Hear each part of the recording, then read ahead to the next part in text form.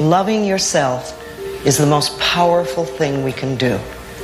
Then everything flows. Everything flows beautifully. And I'm not talking about vanity or arrogance, because that is not love. That's always fear. I'm talking about just really respecting and appreciating this incredible, magnificent being that we are.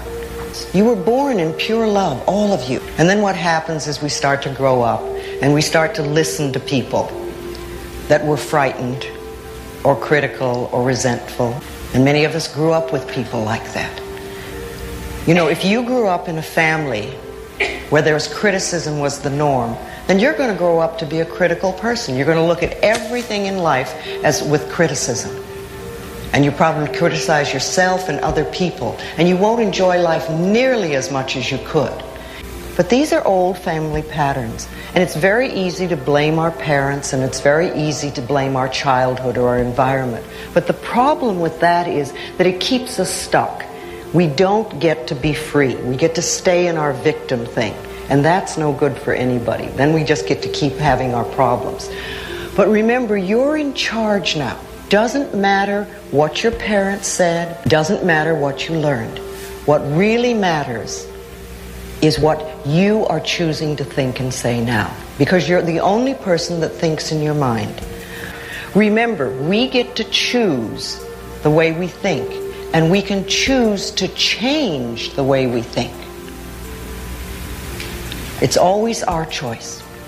I want you to look in your eyes, and I want you to say, I love you. Okay. Who would be upset if you really loved yourself? My parents. What was the family message? Always judgmental, always... Okay, so you came from a critical, judgmental, resentful family. Right. Okay, it just means that you have a little more to work on. You know, I really think that some of us are very young souls, and we come here and it's like going to kindergarten. Life is really very simple. And some of us are much older souls, and we pick tougher tests, and it's more like going to graduate school. But you know, you can do it. It's just that you've chosen perhaps a little more difficult things to overcome. But see, it's my belief that the main thing that we really come here to work on is loving ourselves, in spite of what they say and in spite of what they do. And that's what we really need to do. I like to always think of that we can go beyond our parents' limitations. You know, they had a limited way of looking at life, and you were a very good little child, so you learned what they taught you. See, a lot of us think that we're